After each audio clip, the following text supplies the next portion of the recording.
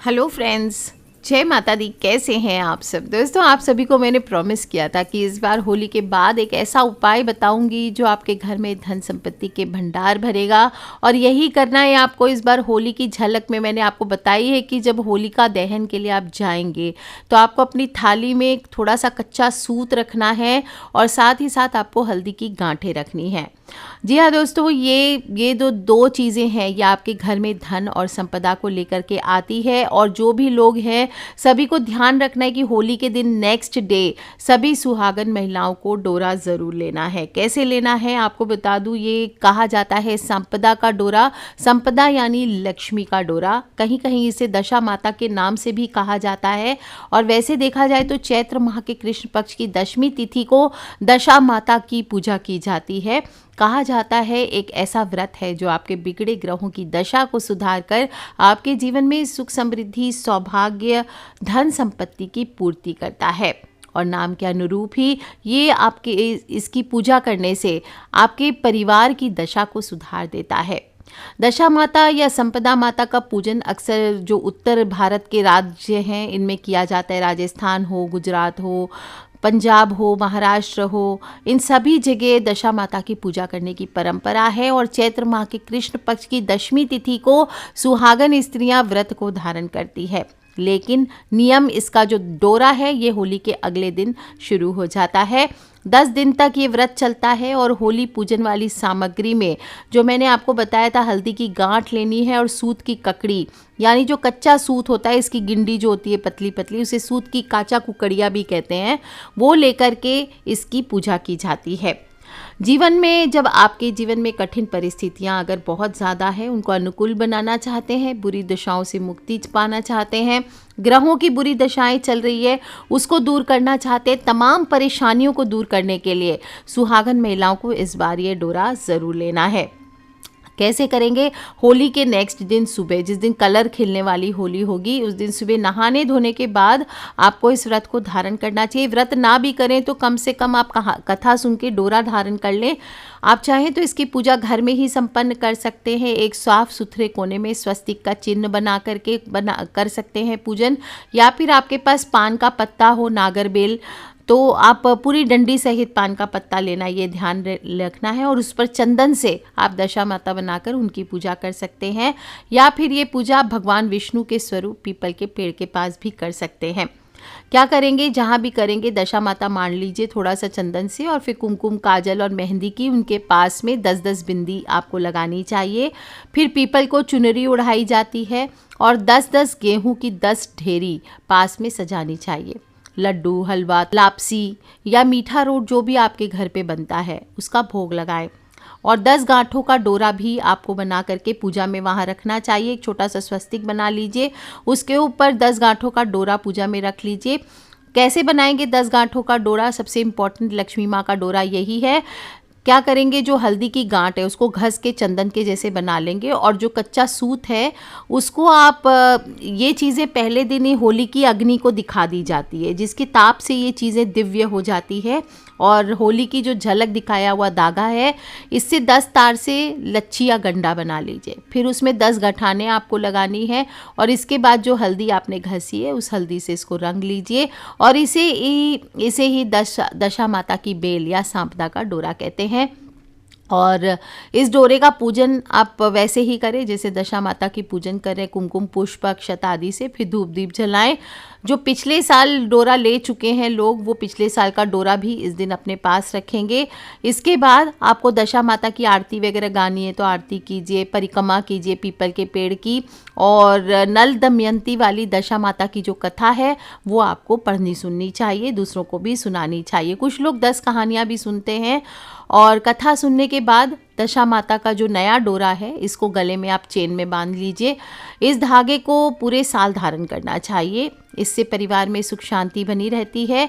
नियम तो यह है कि अगले साल की दशा माता के पूजन तक इसे पहन कर रखा जाता है, लेकिन साल भर नहीं पहनना चाहें तो ये डोरा आप बैसाख महीने के शुक्ल पक्ष में किसी भी अच्छे दिन खोलकर रख सकते हैं।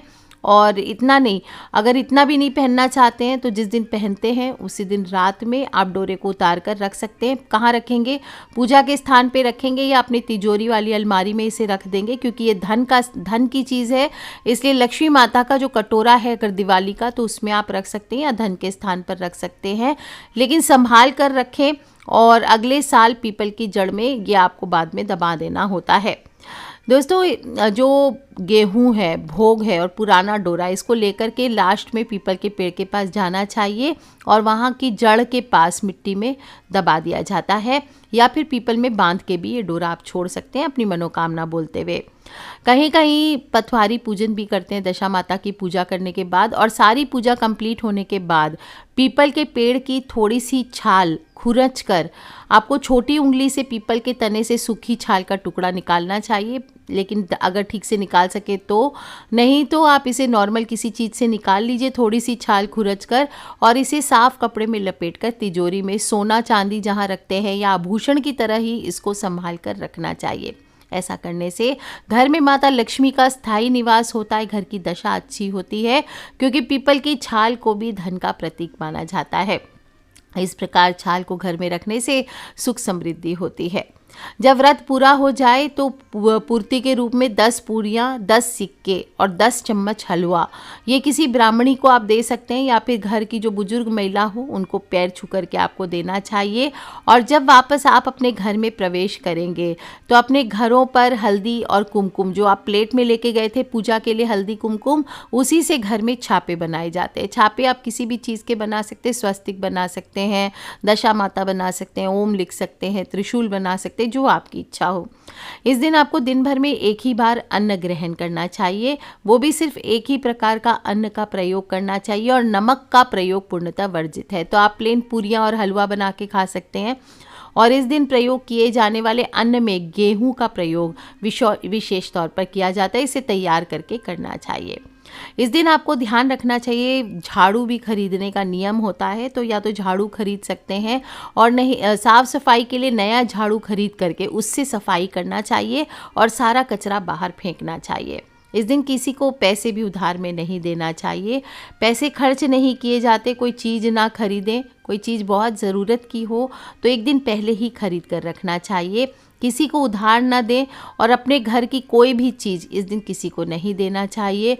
कोई भी पैसा वैसा मांगने आ जाए, कोई सामान मांगने आ जाए तो बहाने से मना कर दीजिए।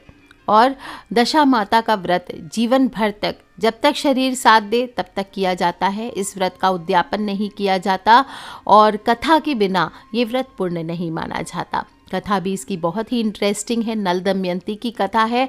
प्राचीन समय में राजा नल और दमयंती रानी थे, बहुत ही सुखपूर्वक राज्य किया करते थे, और उनके 2 पुत्र थे। उनके राज्य में प्रजा सुखी और संपन्न थी। और एक दिन की बात है, और उस दिन होली के बाद दशा थी। एक ब्राह्मणी राजमहल में आई और रानी से बोला, दशा का डोरा ले लो। बीच में दासी बोली, हाँ रानी साहिबा, आज के दिन सभी सुहागन महिलाएं दशा माता की पूजा और व्रत करती हैं तथा इस डोरे को पूजा करके गले में बांधती हैं, इससे घर में सुख समृद्धि आती है। तो रानी ने ब्राह्मणी से डोरा ले लिया और विधि अनुसार पूजन करके गले में बांध लिया। कुछ दिनों के बाद राजा नल ने दमयंती के गले में डोरा बंधा हुआ देखा। बोला, इतने सोने के गहने पहनने के बाद भी ये डोरा क्यों पहना है? रानी कुछ कहती, इसके पहले ही राजा ने डोरे को तोड़कर जमीन पर फेंक दिया। रानी ने उस डोरे को जमीन से उठा लिया और राजा से कहा, यह तो दशा माता का डोरा था, आपने उनका अपमान करके अच्छा नहीं किया। फिर जब रात्रि में राजा सो रहे थे तब दशा माता स्वप्न में बुढ़िया के रूप में आई और राजा से कहा, हे राजा, तेरी अच्छी दशा जा रही है और बुरी दशा आ रही है, तूने मेरा अपमान करके अच्छा नहीं किया। ऐसा कहकर बुढ़िया माई अंतर्ध्यान हो गई। जैसे तैसे दिन बीतते गए, वैसे वैसे कुछ दिनों में राजा के ठाट बाट, हाथी घोड़े, लाव लश्कर, धन धान्य, सुख शांति सब कुछ नष्ट होने लगे। अब तो भूखे मरने का समय आ गया। तब एक दिन राजा ने दमयंती से कहा, तुम अपने दोनों बच्चों को लेकर अपने मायके चली जाओ। तब रानी ने कहा, मैं आपको छोड़कर कहीं नहीं जाऊंगी, जिस प्रकार आप रहेंगे वैसे ही मैं आपके साथ रहूंगी। तब राजा ने कहा, अपने देश को छोड़कर दूसरे देश में चलते हैं, वहाँ जो भी काम मिल जाएगा वही कर लेंगे। इस प्रकार नल दमयंती अपने देश को छोड़कर चले गए। चलते चलते रास्ते में भील राजा का महल दिखाई दिया। वहाँ राजा ने अपने दोनों बच्चों को अमानत के तौर पर छोड़ दिया। आगे चले तो रास्ते में राजा के मित्र का गांव आया। राजा ने रानी से कहा, चलो मित्र के घर चलते हैं। और मित्र के घर पहुंचने पर उनका खूब आदर सत्कार हुआ, पकवान बनाकर भोजन कराया और मित्र ने अपने शयन कक्ष में अपने दोस्त को सुलाया। उसी कमरे में मोर की आकृति की खूंटी पर मित्र की पत्नी का हीरों जड़ा कीमती हार टंगा हुआ था। मध्य रात्रि में रानी की नींद खुली तो देखा कि वह बेजान खूंटी हार को निगल रही है। यह देखकर रानी ने तुरंत राजा को जगाकर दिखाया और दोनों ने विचार किया कि सुबह होने पर मित्र के पूछने पर हम क्या जवाब देंगे, अतः यहाँ से इसी समय चले जाना चाहिए। और राजा रानी दोनों रात में ही वहाँ से चले गए। सुबह होने पर मित्र की पत्नी ने खूंटी पर अपना हार देखा, वहाँ हार नहीं था। तब उसने अपने पति से कहा, तुम्हारे मित्र कैसे हैं जो मेरा हार चुराकर रात में ही भाग गए। मित्र ने अपनी पत्नी को समझाया कि मेरा मित्र कदापि ऐसा नहीं कर सकता, धीरज रखो, कृपा उसे चोर मत कहो। आगे चलने पर राजा नल की बहन का गांव आया। राजा ने बहन के घर खबर पहुंचाई कि तुम्हारे भाई भौजाई आए हुए हैं। खबर देने वाले से बहन ने पूछा, उनके हाल चाल कैसे है। तब वो बोला, दोनों अकेले हैं, पैदल आए हैं, दुखी हाल में हैं। इतनी बात सुनकर बहन थाली में कांदा और रोटी रखकर भैया भाभी से मिलने आई। राजा ने तो अपने हिस्से का खा लिया, परंतु रानी ने जमीन में गाड़ दिया। चलते चलते एक नदी मिली। राजा ने नदी में से मछलियां निकालकर रानी से कहा, तुम इन मछलियों को भूंजो, मैं गांव में से परोसा लेकर आता हूँ। गांव का नगर सेठ सभी लोगों को भोजन करा रहा था। राजा गांव में गया और परोसा लेकर वहां से चला तो रास्ते में चील ने झपट्टा मारकर सारा भोजन नीचे गिरा दिया। राजा ने सोचा कि रानी विचार करेगी कि राजा तो भोजन करके आ गया और मेरे लिए कुछ नहीं लेकर के आया। इधर रानी मछलियां भूंजने लगी तो दुर्भाग्य से सभी मछलियां जीवित होकर नदी में चली गई। रानी उदास होकर सोचने लगी कि राजा पूछेंगे और सोचेंगे कि सारी मछलियां रानी खुद खा गई है। जब राजा आए तो मन ही मन समझ गए और वहां से आगे चल दिए। चलते चलते रानी के मायके का गांव आया। राजा ने कहा, तुम अपने मायके चली जाओ, वहां दासी का कोई भी काम कर लेना, मैं इसी गांव में कहीं नौकर हो जाऊंगा। इस प्रकार रानी महल में दासी का काम करने लगी और राजा तेली के घाने पर काम करने लगा। दोनों को काम करते बहुत दिन बीत गए और जब होली दशा का दिन आया तब सभी रानियों ने सिर धोकर स्नान किया। दासी ने भी स्नान किया और दासी ने रानियों का सिर गूंथा तो राजमाता ने कहा, मैं भी तेरा सिर गूंथ देती हूँ, आजा। ऐसा कहकर राजमाता जब दासी का सिर गूंथ रही थी तब उन्होंने दासी के सिर में पद्म देखा। यह देखकर राजमाता की आंखें भर आई और उनकी आंखों से आंसू की बूंद गिरी। आंसू जब दासी की पीठ पर गिरे तो दासी ने पूछा, आप क्यों रो रही हैं? तब राजमाता ने कहा, तेरे जैसी मेरी भी बेटी है जिसके भी सिर में पद्म था, तेरे सिर में भी पद्म है। यह देखकर मुझे उसकी याद आ गई। तब दासी ने कहा, मैं ही आपकी बेटी हूँ। दशा माता के कोप से मेरे बुरे दिन चल रहे हैं, इसलिए यहाँ चली आई। तब माता ने कहा, बेटी तूने ये बात हमसे छिपाई क्यों? दासी ने कहा, माँ मैं सब कुछ बता देती तो मेरे बुरे दिन नहीं कटते। आज मैं दशा माता का व्रत करूंगी और उनसे गलती की क्षमा याचना करूंगी। अब तो राजमाता ने बेटी से पूछा, तुम हमारे जमाई राजा कहाँ हैं? तब बेटी बोली, वे इसी गांव में किसी तेली के घर काम कर रहे हैं। अब गांव में उनकी खोज कराई गई और उन्हें महल में लेकर आया गया। जमाई राजा को स्नान करवाया, नए वस्त्र पहनाए और पकवान बनाकर उन्हें भोजन कराया। अब दशा माता के आशीर्वाद से राजा नल और दमयंती के अच्छे दिन लौट आए। कुछ दिन वहां बिताने के बाद अपने राज्य जाने को कहा। दमयंती के पिता ने खूब सारा धन, लाव लश्कर, हाथी घोड़े आदि देकर बेटी जमाई को विदा किया।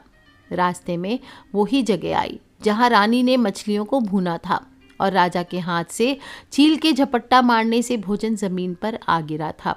तब राजा ने कहा, तुमने सोचा होगा कि मैंने अकेले भोजन कर लिया होगा, परंतु चील ने झपट्टा मारकर गिरा दिया था। अब रानी ने कहा, और आपने सोचा होगा कि मैंने मछलियां भूनकर अकेले खा ली होंगी, परंतु वे तो जीवित होकर नदी में चली गई थी।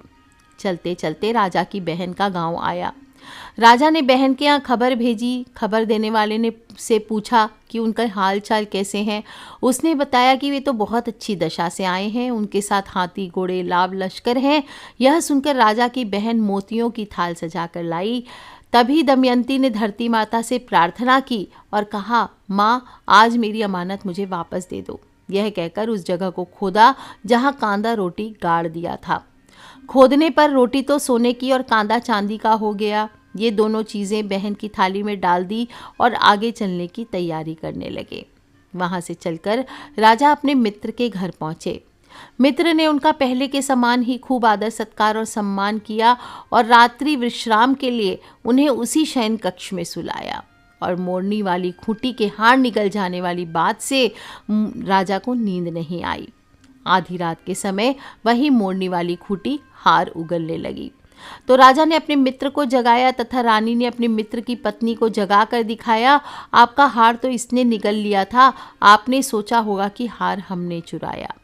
दूसरे दिन प्रातःकाल नित्य कर्म से निपटकर वहां से चले। भील राजा के यहाँ पहुंचे और अपने पुत्रों को मांगा तो भील राजा ने देने से मना कर दिया। गांव के लोगों ने उन बच्चों को वापस दिलाया।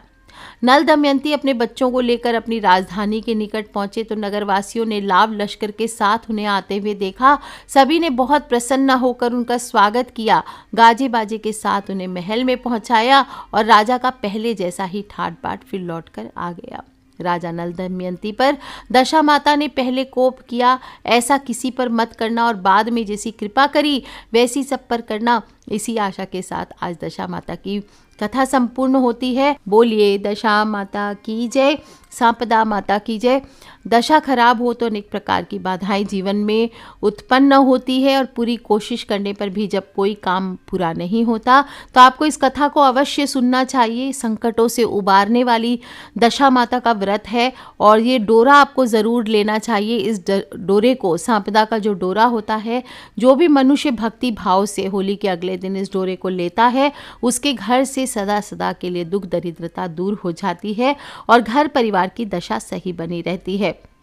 सच्चे मन से भक्ति भाव से इसे करने पर 1 साल के भीतर ही मनुष्य के जीवन से दुख हो, दरिद्रता हो, समस्याएं हो, सभी का अंत होता है। और कुछ कर सके या ना कर सके, कम से कम आप अपने फ्रेंड्स, फैमिली, मम्मी पापा, भाई बहन, बच्चे, सभी लोगों से इस डोरे के बारे में, संपदा माता यानी लक्ष्मी माँ के डोरे के बारे में सभी को ज़रूर बताएं ताकि सभी लोग होली के अगले दिन इस डोरे को लें और इसका पूरा फ़ायदा उठा सकें।